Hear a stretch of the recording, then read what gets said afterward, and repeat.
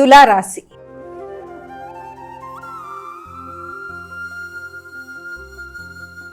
అమ్మ, తులారాశి వారికి ఎలా ఉంది రోజు? మీ ఎఫర్ట్స్ అన్నీ ఫుల్ఫిల్ అవుతాయి. వ్యక్తుల యొక్క సహకారం బాగుంటుంది. వారి యొక్క ఆశీస్సులు లభ్యమవుతాయి. దూర ప్రయాణాలకు అవకాశం ఉంది. ప్రయాణాల్లో కొత్త వ్యక్తుల యొక్క పరిచయాలు, అదే ఆధ్యాత్మిక సంబంధమైన వ్యక్తులు కావడం, అలాగే విద్యా సంబంధమైన విషయాల మీద దృష్టి కేటాయించడం, దూర ప్రదేశాల్లో విద్య కొరకు ప్రయత్నాలు లాంటివి చేయడం, మీ యొక్క భాతృవర్గం మీకు సహకరించడం, వారితో కలిపి కొన్ని కీలక నిర్ణయాలు చర్చలు చేయడం, అవుతుందా లేదా అనుకున్న పనులని చాలా సునాయాసంగా చేయడానికి మీరే ఒక చక్కటి ప్రణాళిక ఏర్పరచుకుంటూ ముందుకు వెళ్ళడం, ఆ విషయంలో ఆత్మీయులైన మీ యొక్క భాతృవర్గం యొక్క సహకారాన్ని కూడా కోరుకొని ఆ విధంగా ముందుకు పెడతారు. వృశ్చిక రాశి.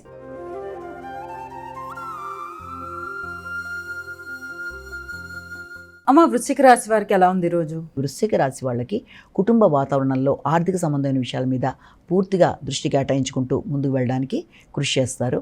ఆర్థిక విషయాల్లో మీకు అన్ని విధాలుగా అనుకూలంగా ఉంటుంది. వ్యక్తుల సహకారం బాగుంటుంది. తోడ్పాటు బాగుంటుంది.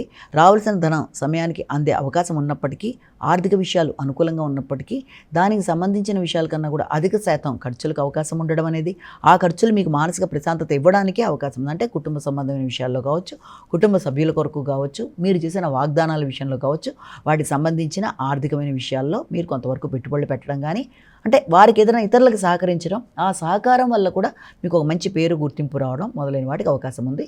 మీకు జ్ఞాపక శక్తిని పెంపొందించుకునే దిశగా ప్రయత్నాలు లాంటివి చేస్తారు. ధనస్సు రాశి.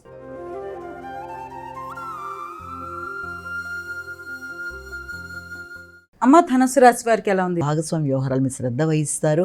భాగస్వామి వ్యవహారాల కొరకు మీరు కొత్త నిర్ణయాలు తీసుకుంటూ ఆ రకమైన విషయంలో, అంటే మీ వ్యక్తిగత వృద్ధి కొరకు మీరు కొన్ని కీలక నిర్ణయాలు తీసుకొని ధనాన్ని ఆ విషయంలో పెట్టుబడి పెట్టడానికి లేకపోతే ఖర్చు చేయడానికి చేసే ప్రయత్నాలకి అవకాశం ఉంది. మీ మీద శ్రద్ధతో మీ ఆరోగ్యాన్ని పరిరక్షించుకోవడానికి కూడా ధనాన్ని ఖర్చు పెట్టుకోవడానికి ప్రయత్నం చేస్తారు. అలాగే మీ వ్యక్తిగత అవసరాల కొరకు, ఇతరులకు సహకరించడానికి, భాగస్వామి వ్యవహారాల కొరకు కూడా కొంత ధనాన్ని మీరు ఖర్చు పెట్టడానికి ప్రయత్నాలు చేస్తారు. కానీ ఏ ప్రయత్నాలు చేసినా అనవసరమైన ఖర్చులను అధిగమించే ప్రయత్నాలు లాంటివి మాత్రం చేయాలి.